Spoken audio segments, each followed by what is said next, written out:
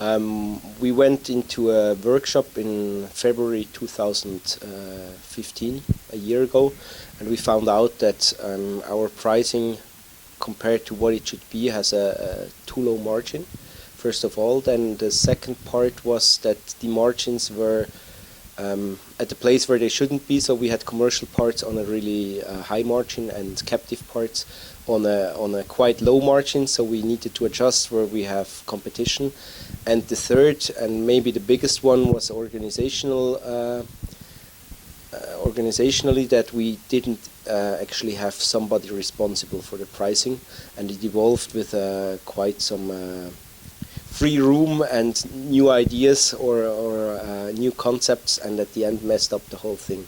And resulting that our customers at the end were really not happy and thought we were screwing them, and while other parts were sold at a loss.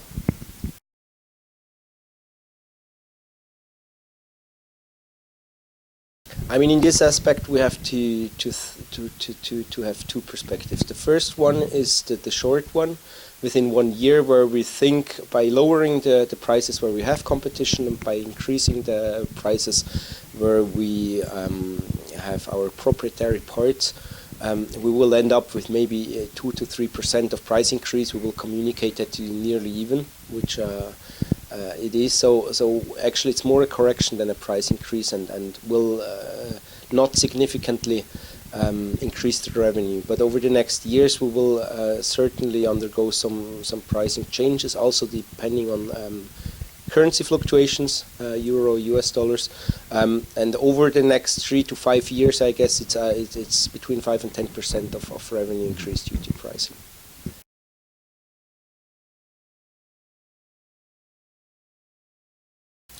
I mean, right after the workshop, when you discover in detail where your weaknesses in pricing are, the big question is how to improve.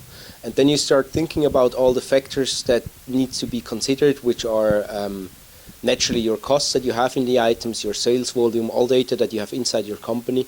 And on the other side, you need to think about market insights, about special parameters such as if a machine is getting retired, maybe spare parts prices can be higher.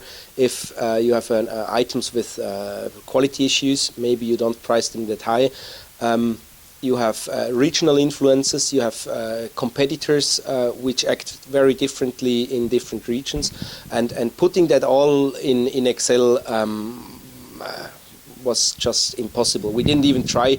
It's too complicated, and we are happy to be supported by Synchron with a really professional tool, which at the end helps us as well to not undergo just a price change, but really to work on our pricing on a constant base, and to get market feedback from sales guy, customer service representatives, to improve our pricing even further.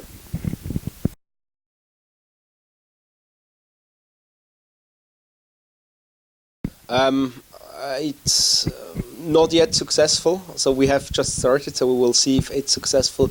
The big challenges were the workload. So we had about 30,000 SKUs to segment, to price.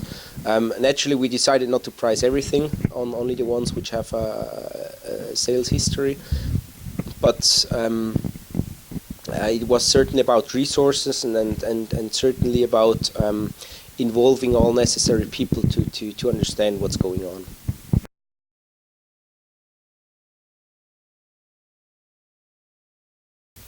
I mean, generally, pricing seems at first hand quite easy.